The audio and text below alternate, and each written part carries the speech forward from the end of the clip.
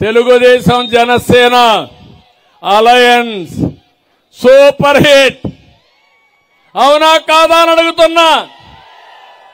వైఎస్ఆర్ కాంగ్రెస్ నాయకులకి ప్యాంట్లు తడిసిపోతున్నాయి. ఎక్కడికెక్కడ భయం పుట్టుకునుంది. కనీసం వాళ్లకు క్యాండిడేట్లు కూడా దొరకడం లేదు. నేను ఒక విషయం మీకు చెప్తున్నాను. ఎమ్మెల్యేలున్నారు.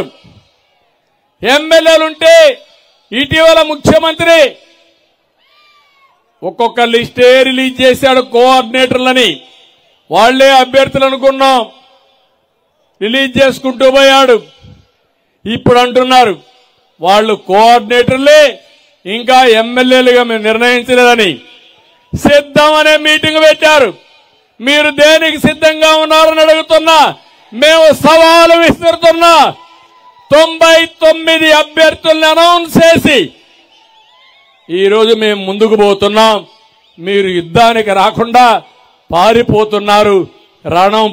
యుద్ధం ప్రారంభం మునిపే మీరు పారిపోయారంటే దీన్ని బట్టి అర్థమవుతుంది. కానీ ఒక్క విషయం విజ్ఞప్తి చేస్తున్నాను. ఈరోజు తెలుగుదేశం జనసేన పొత్తు నా కోసరమో, పవన్ కళ్యాణ్ కోసరమో, తెలుగుదేశం కోసరమో, జనసేన కోసరం కాదు, కార్యకర్తల కోసరం కాదు. 5 కోట్ల ప్రజానీకం కోసరం, మీ సంక్షేమం కోసరం, మీ భవిష్యత్తు కోసరం, మీ పిల్లల భావితరాల భవిష్యత్తు కోసరం ఈరోజు పొత్తు పెట్టుకున్నాం. మేమిద్దరం కూర్చొని రాష్ట్రంలో ఉండే పరిస్థితులన్నీ ఆలోచించుకున్న తర్వాత వైసీపీ విముక్త రాష్ట్రాన్ని తయారు చేయాలని ఒక అవగాహనకు వచ్చాం. ఇది మీ అందరికీ ఆమోదయోగ్యం అవునా కాదా అని మిమ్మల్ని అడుగుతున్నా. ప్రజలు ఆమోదించారు. 2 పార్టీల నాయకులు, కార్యకర్తలు మేము ఆమోదించుకున్నాం.